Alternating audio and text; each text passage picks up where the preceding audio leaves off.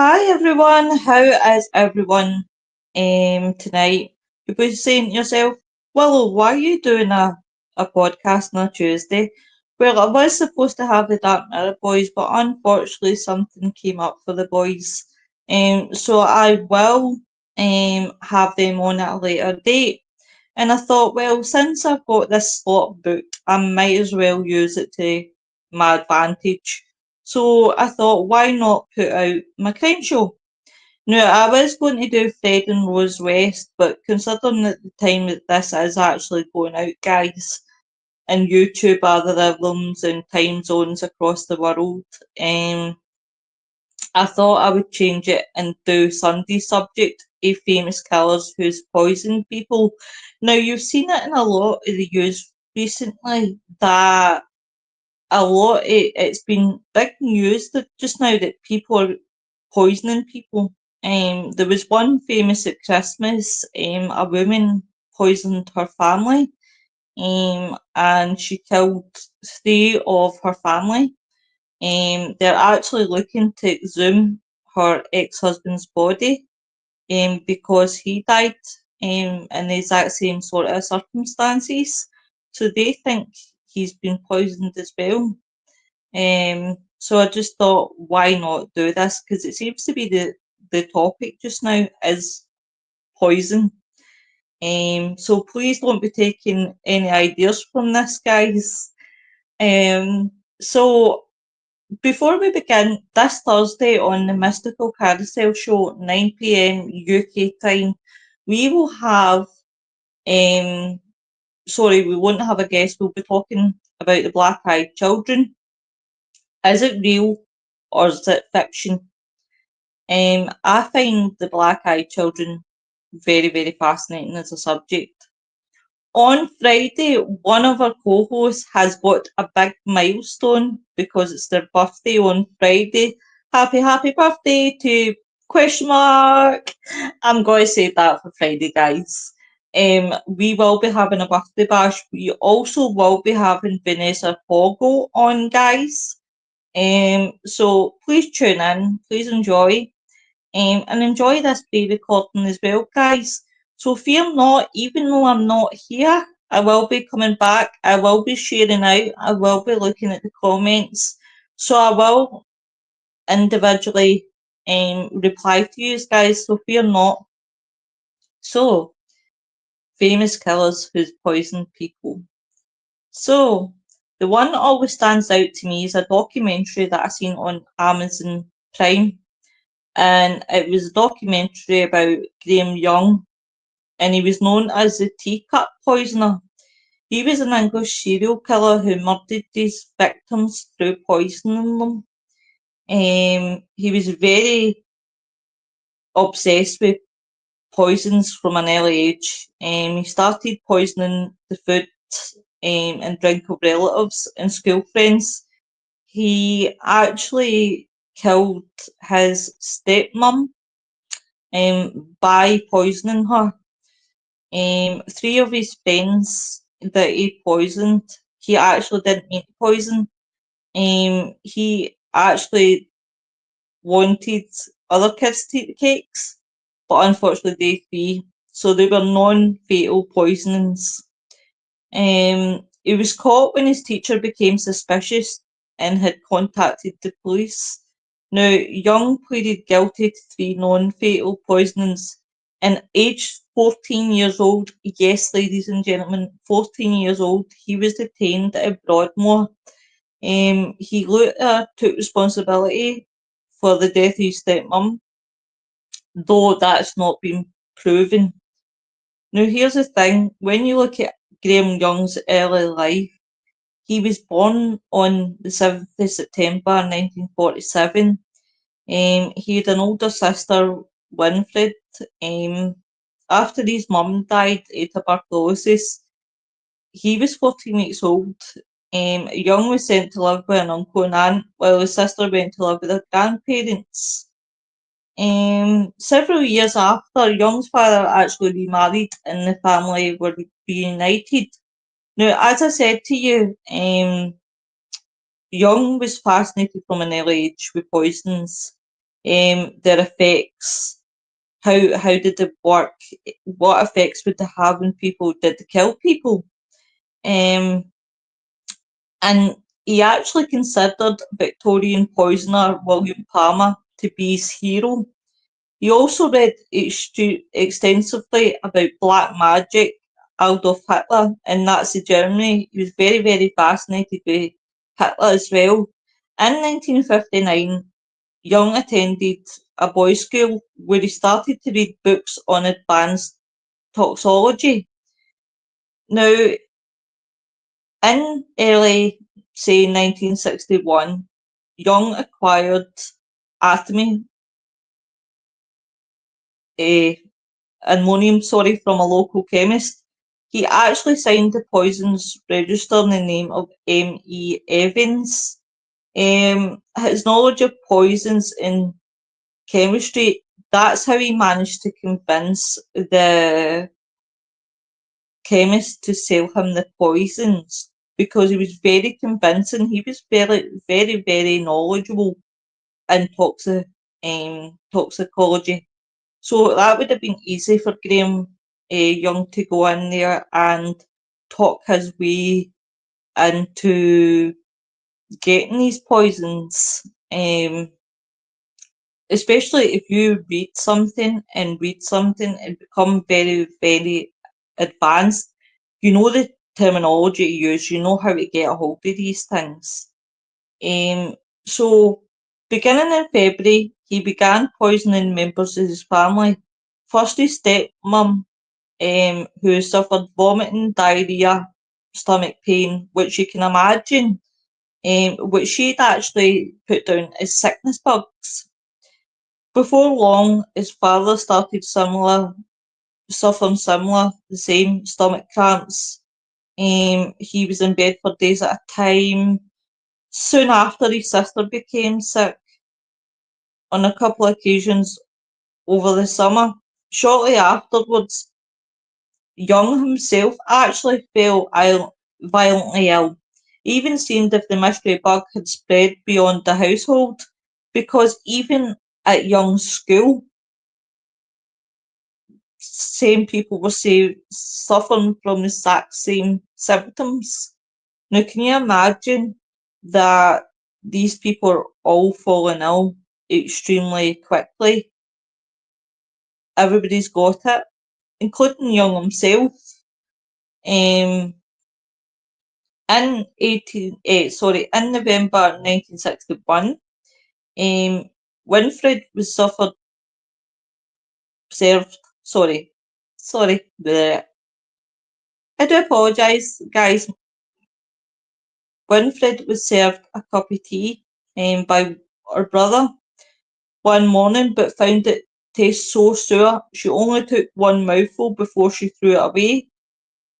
Now you can imagine Winfred's on the train to work an hour later and she begins to hallucinate. And she had to actually be helped out of the station and was eventually taken to hospital, where the doctors came to the conclusion that she's somehow been exposed to the poisonous belladonna, which is a type of poison. Young was then confronted by his father, but he claimed that Winfred had been using the family's teacups to mix shampoo. Again, Young's father searched his room, but he found nothing incriminating. Nevertheless, he warned his son to be more careful in future when messing about with those bloody chemicals. Now, you can imagine how clever Young must have been to convince his father, or try and convince him that it wasn't him, it was nothing to do with him. Now, on the Easter Sunday in 1962, Young's stepmom died. Her death was attributed to a prolapse, a cervical disc, which was believed to have resulted from a road accident. Though much later, you can imagine, Young's admitted that he poisoned her with a lethal dose of theridium at her wake. Young poisoned a male relative after lacing a jar of mustard pickle with ammonium. Shortly afterwards, his father became seriously ill and was taken to hospital, where he was told that he was suffering from ammonium poisoning and one more dose would have killed him. Now, Young's auntie grew suspicious, as you can imagine, folks, because his fascination. So did a science teacher who discovered several bottles of poison in his school desk. Now, the teacher and the headmaster arranged for Young to be interviewed by a psychiatrist posing as a careers advisor who contacted police after Young revealed his extensive knowledge of poisons and toxicology. Now, he was arrested in the May in 1962 after returning home from school.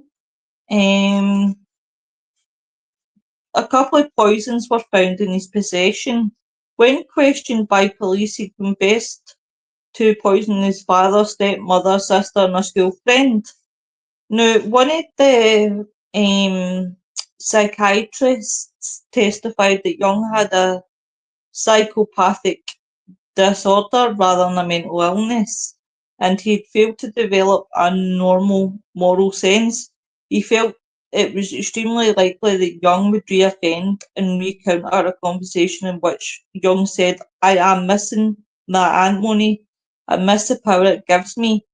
Now you can imagine that Young has become fascinated with people poisoning people, and you can imagine the thrill that's gave him, watching these people suffer, especially his stepmom who died. He actually watched this woman in pain, ladies and gentlemen. Um, so he was put to Broadmoor Hospital in Berkshire, an institution which is for patients with mental disorders who've committed criminal offences. Um, that's where Ronnie Kray was in Broadmoor. Um, sorry guys, I'm letting my cat out. Uh, so you can imagine. Um, so Young pled guilty to three charges of poisoning his father, the sister, the school friend. He was convicted of maliciously administration of a noxious thing to inflict grievous bodily harm. He was not charged though for murdering his stepmom, as her autopsy report did not list it as poison as the cause of death. Here's the thing, one of the poisons that he used that I learned a lot about was that the fact that if it doesn't have a taste, it's tasteless. So you wouldn't be able to taste this one. And I don't think folk that have been researching to- toxins and poisons, um, but I did read about it a wee bit. That it doesn't have a taste, and it can list up. Sometimes it can never ever be found in your system. So that was, you learn something new every day, folks. So the judge ruled that Young was to be detained under the Section 60 of the Mental Health Act at Broadmoor. Furthermore, he was not to be released for 15 years without the approval of the Home Secretary. So, his time at Broadmoor, he was the youngest ever inmate in Broadmoor's history. Soon after his arrival, Young actually was suspected of killing a fellow inmate because he died of cyanide poisoning, um, and not because he enjoyed explaining. Young was suspected by some of the staff and inmates, not least because he enjoyed explaining in detail how cyanide could be extracted from laurel leaves. The grounds around Broadmoor were covered with laurel bushes. However, Young's involvement was never proven and this guy's death was actually ruled as suicide. Now, there was he would actually gone to poison more people in Broadmoor, nurses' coffees, missing packet sugar soap were discovered in a tea urn. Young continued to read. Still, even in Broadmoor, he was still reading about medical and toxicology textbooks. He also continued his interest in the Nazis. At one point, he grew a toothbrush moustache and took to mimicking the speeches of Hitler. He would listen to musicals, one of them being Richard Wagner, who had been one of Hitler's idols even. In 1965, Young first applied for release from Broadmoor. His father and sister attended the tribunal and stated that if Young was released, none of his relatives would be willing to house him. His father also insisted that his son should have never been released. That was when Young's application was rejected. 5 years later, he tried again, and one of the psychiatrists wrote to the Home Secretary to recommend Young's release, announcing that he's no longer obsessed with poisons, violence, and mischief, and he's no longer a danger to others. However, he did make a remark to Young had made a remark to a Broadmoor nurse and said, "When I get out, I'm going to kill one person for every year I've spent in this place." Now, that should have been the done deal there, and that should have been another rejection, but it wasn't. They actually let him go this time. So, his later crimes was Young was released from Broadmoor in 1971 after 8 years detention. Now, he's talking about killing one person for every year that he was in there. So 8 years, 8 people that would have been. He initially stayed with his sister and her husband. Um, Within weeks, he'd resumed his interest in poisons, but an attempt to acquire poison from John Bell in Croydon um, was unsuccessful as the chemist refused to sell them without written authorization. Now, Young duly returned with the required authorization on Bedford College headed notepaper and was sold 25 grams of ammonium potassium tartrate. He told the chemist that he needed it for an analysis, and he actually returned to the same chemist and purchased a further 25 grams of thallium, which just shows you folks that how clever this man was. He knows how to what words to use. He knew what paper to use so that he could get the authorization to get more on poisons. So it just showed you that the man wasn't even rehabilitated. He was planning on doing this again, guys, and he went on to do it again. So he attended a storekeeping training course in Slough, and he stayed in a hostel. He'd befriended 34-year-old there and another resident of the hostel, and two occasional visited a pub together.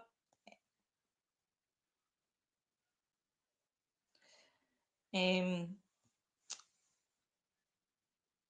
or shared a bottle of wine. Young would later confess to poisoning this gentleman.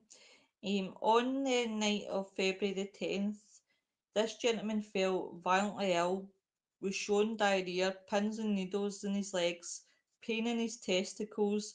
Earlier in the evening, he'd accepted a glass of water from Young. Now, overnight, um, the following, sorry, over the following months, he became even more ill. He felt so ill during a football match that he had to leave the pitch after a few minutes. Specialists were unable to pinpoint the cause. Usually, they would diagnose it with kidney infection, bowel infection, UTI, or stomach infection. And as soon as this young man left the area in 1971, he gradually recovered. Guys, now can you imagine for a long time you've been really, really ill? You can't pinpoint it, but as soon as you leave the area away from the person that's causing it, that you suddenly feel better. Um, so then he Young secured a job as an assistant storekeeper um, at the John Hadley Laboratories. And you'll be saying, oh my God, how did he manage to get into a job round poisons? Because that's what it was. It was dealing with poisons, infrared lenses, which was used in military equipment. So Young obtained his supplies of the poison from a London chemist. Now, on his application, Young falsely claimed that his lack of employment history was because he'd suffered a nervous breakdown following the death of his mother in a car accident. His employers received references as part of his rehabilitation from Broadmoor. Now, but was not he was they were not there. Sorry, I do apologise tonight, guys. I'm all fingers and thumbs.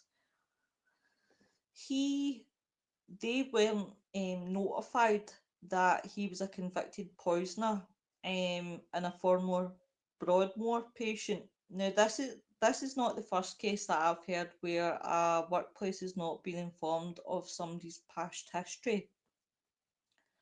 Now, Young's colleagues found him unpredictable. He could be keeping himself to himself, but on other days he could be more cheerful. During breaks, he usually sat alone reading. Now, you can imagine what one of the books would have been: War, Chemistry, the Nazis, or Famous Murderers. Young was not talkative unless one of his favourite topics were being discussed. His duties at Hadley used collecting drinks from the tea trolley in the corridor and bringing them to the storeroom. That each employee had their own mug, which made it easier for him to go for different people because they had their own mugs. So if he fell out with one person, then obviously it would have been easy for him to say, well, there you go, it's their mug. Here's a few drops of poison, and away you go. Soon after, he started poisoning his co-workers, um, focusing on his immediate colleagues in the storerooms. He would slip them poison into their tea or coffee. They would fall ill with symptoms that included vomiting, stomach pain, nausea, and diarrhea. Um, just the same symptoms as all the other victims that he had. Um, that Initially the mysterious illness was assumed to be a virus, and it actually got a nickname, the Bovitan bug. Now, they actually believed that it was a contamination in the local water supply because of obviously all the people um, that were getting poisoned, and because there was a disused airfield nearby. Now, he actually committed murder. His first victim was a storeroom manager in Young's superior. Now, he was a veteran. This man was a veteran of Dunkirk evacuation, and was often asked by Young about his wartime experiences. He began to fall ill in June 1971, weeks after Young's arrival on the company. He would take several days off work with diarrhea and stomach pains. His health improved after a week-long holiday, but on his return, Young actually put a lethal dose in his afternoon tea. Now, his condition deteriorated rapidly at this point, consisting of intense back pain, numbness in his fingers and feet. He was transferred to a intensive care unit where paralysis set in. And Young actually showed a lot of emotion and concern for this gentleman, and would repeatedly contact the hospital for updates on his progress. Now, this gentleman did die, but he had got a post mortem, but it didn't show any poison. Now, Young was chosen to accompany the managing director to this gentleman's funeral. Now, you can imagine that Young's killed this gentleman, and then he has went to the funeral. Um, Foster recalled Young remarking how sad it was that this victim came through the terrors of Dunkirk only to fall victim to some strange virus. Now, he went on to target more of his work colleagues, um, and he poisoned more. He poisoned a young lady and man, and after leaving the company, one of the people actually perked up. Um, Young was actually promoted to head storeman for a probational period. Um, for the next few months, his poisons were limited to small doses, and his co-workers' tea, usually when she annoyed him.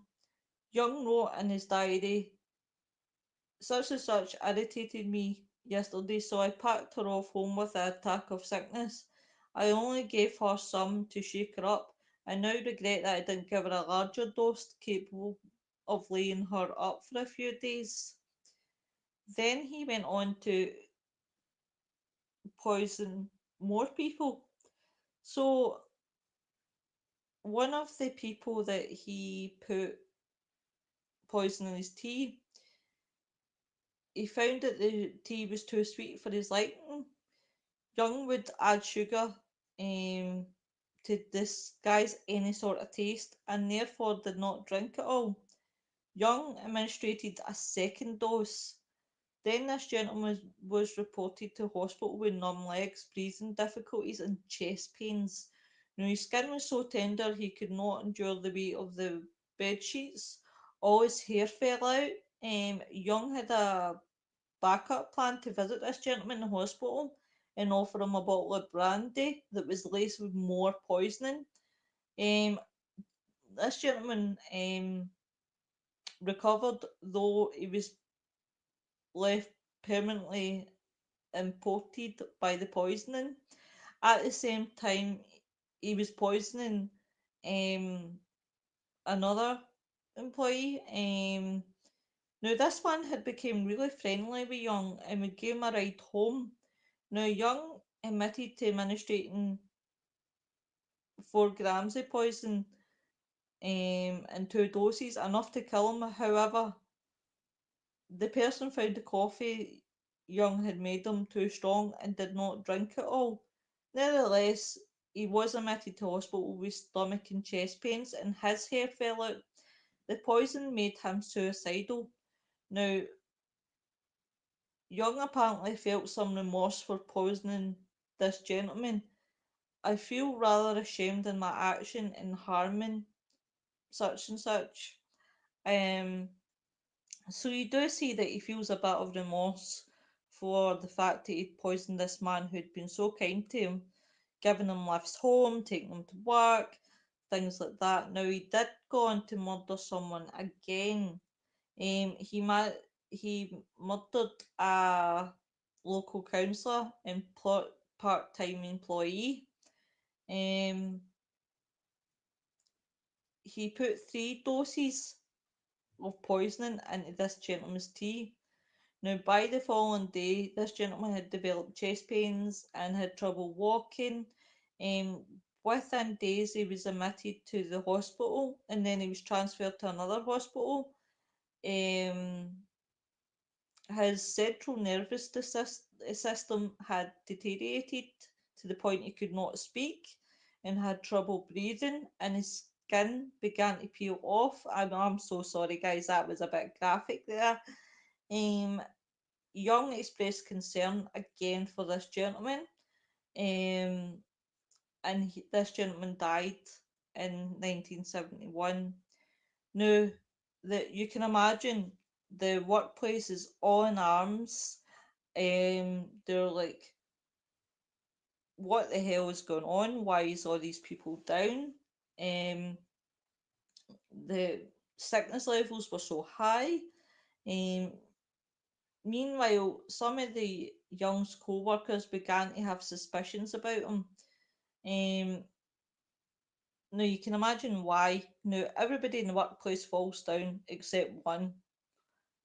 Why is that one person not suffering? And that's exactly what was happening with Young.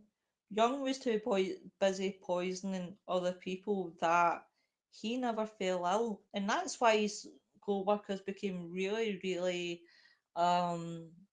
suspicious about Young, was because he was never affected by the bug. So they suggested that he might have been the carrier of the virus. Now, this gentleman informed the management of Young's unhealthy interest in poisons. Um, the firm's medical officer had told staff that he ruled out heavy metal poisoning as a possible cause, which then led to an argument with Young, who insisted that the symptoms displayed by victims pointed to this diagnosis. Now, intrigued by the young storeman, who seemed knowledgeable about medicine, he went and found him and questioned him further. He quickly discovered that Young had a deep knowledge of poisons and toxicology, which prompted the firm's owner to contact the police. Now, investigating officers noticed that the onset of the bug had just happened coincidental with Young's arrival in the company. Now, a background check was finally done, and this is where they discovered people that finally he had earlier convictions of poisoning. Now, he was arrested at his home of his aunt and uncle in Kent in November 1971. Nothing incriminating was found on his person. He denied any wrongdoing, but as he was led away, his aunt overheard him ask the officers, "Which one is it you're doing me for?" Um, and when police actually searched his bedsit, they discovered a large stash of bottles containing poisonings. Other poisonings in his possession. His lodgings were also covered in Nazi stuff, photos of Nazi figures. Police also discovered a detailed diary of Young's doses, because he noted the doses he had administered, their effects, and whether he was going to allow each person to live or die. So basically, he was playing Russian roulette of, I'll let people live, no, let them die, I'll let them live, no, let them die. As you can imagine, he must have thought he was some sort of god. He could play with people's lives. He could decide, I let them live, I let them survive. I could actually let them die and give them a higher dose. Sorry, guys, I'm having a wee drink just now in case you hear a quick pause.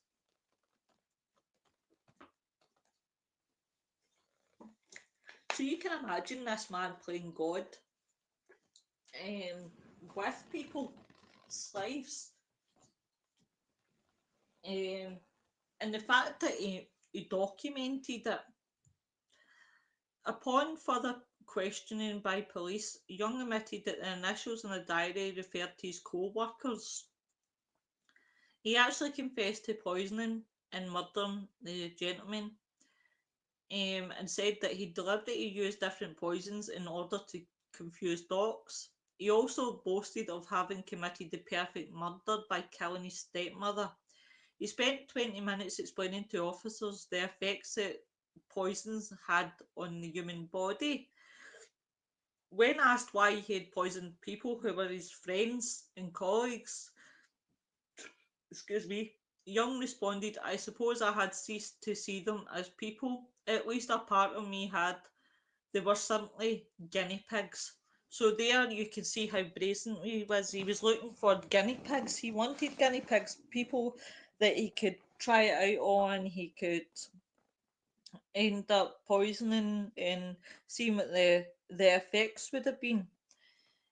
Young was charged with 2 counts of murder, 2 counts of attempted murder, 4 counts of administration poisoning, with intent to endure, and 4 counts of administration poison with intent to cause grievous bodily harm. This is what's quite ironic. He actually then pled not guilty, which actually made it difficult to find a barrister who was willing to represent him. The trial had to be postponed several times. Eventually, somebody agreed to defend Young, and the trial went ahead in June 1972. Now, due to safeguards protecting defendants, the jury could not be told of Young's previous convictions for poisoning. He actually then took back his earlier confession to the police, claiming he had only made it in order to get some rest.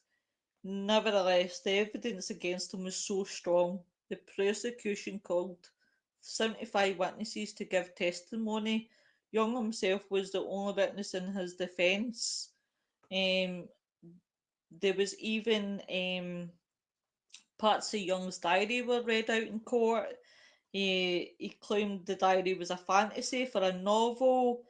The the examination and one of the victims' internal organs found poison in his intestines, kidneys, muscle, bones, and brain tissue. The cremated remains of the other person who had not yet been scattered was also found poison. So there was another 2 sets of evidence. After 1 hour and 38 minutes on June 1972, the jury found Young guilty of 2 counts of murder, 2 counts of attempted murder, and 2 counts of GBH. He was found not guilty of administration poison, even though he did do it. Though his counsel Young requested that he'd be sent back to prison rather than to Broadmoor. His request was granted, and he was sentenced to life imprisonment,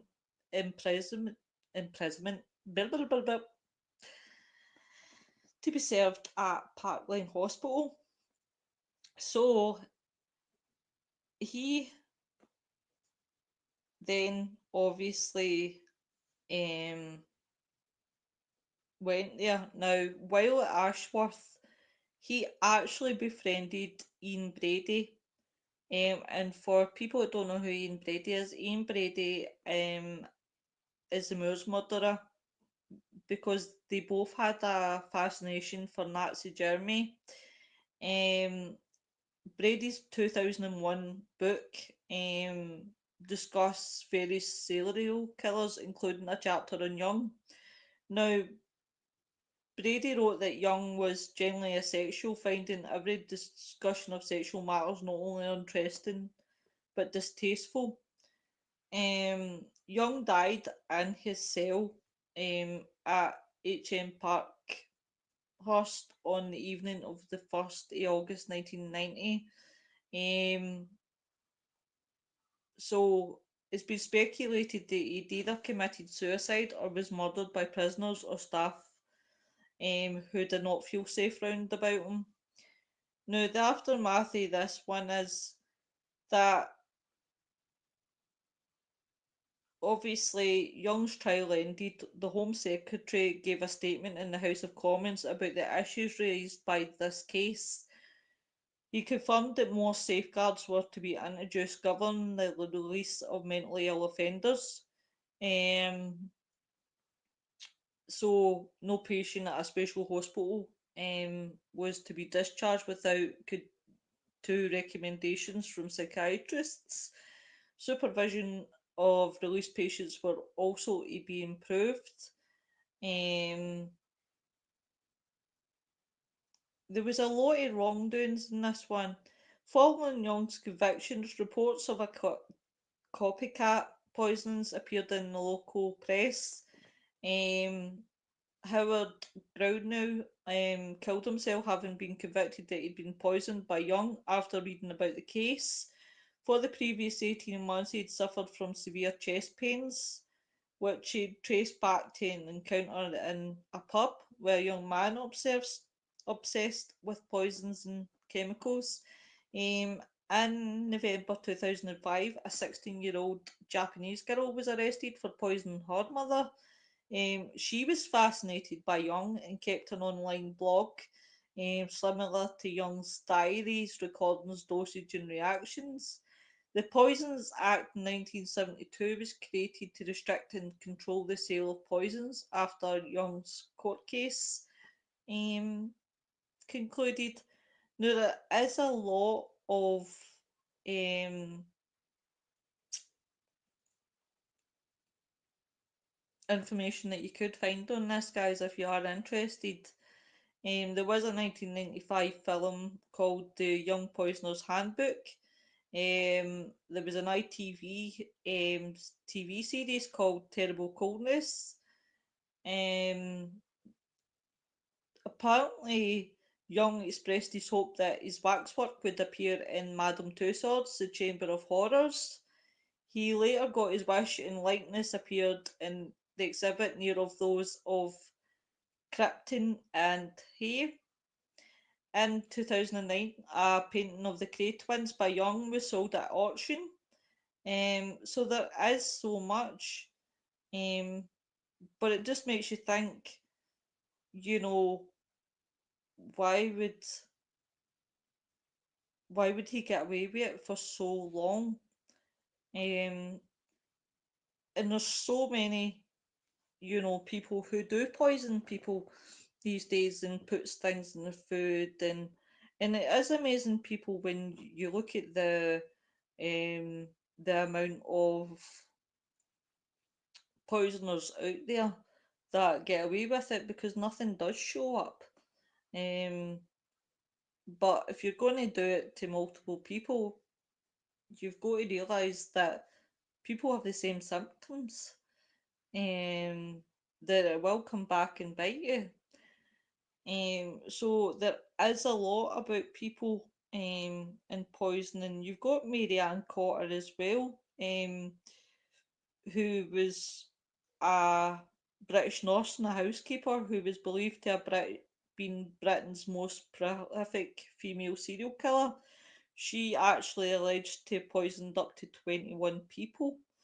When there's another famous case for you that I will cover when I'm doing females, because I'm trying to go in between doing females and males as well, because I just don't want to be looking like I'm targeting um, males when there is a lot of females out there. You've got Eileen Warnock's, other female serial killers as well. So I will be looking at that, folks. At doing different types of um serial killers and poisoners and things like that, guys. But I hope I've no went on too long and I haven't put you to sleep. It is kind of weird doing a pre-record because I'm not used to doing record like a live. So this is a bit different for me. So I'm just sitting here and I'm thinking to myself, oh my god, I'm like, I'm doing a pre-record. So even though you guys are not here and you are not watching, I'm looking at the comments, expecting people to pop up. But as I said, guys, there will be one every week that will come out, and it will fall out on the Monday at 6 a.m. So, because now that I've got the hang of pre recording, because I actually thought I was going to mess it up, guys. So now that I've got the hand of pre recording, I'll definitely get my ones obviously pre recorded out. But I will cut it here, guys. And everyone have a good day and stay safe. And I will catch up with you guys when it comes to Thursday. See you, everyone. Bye.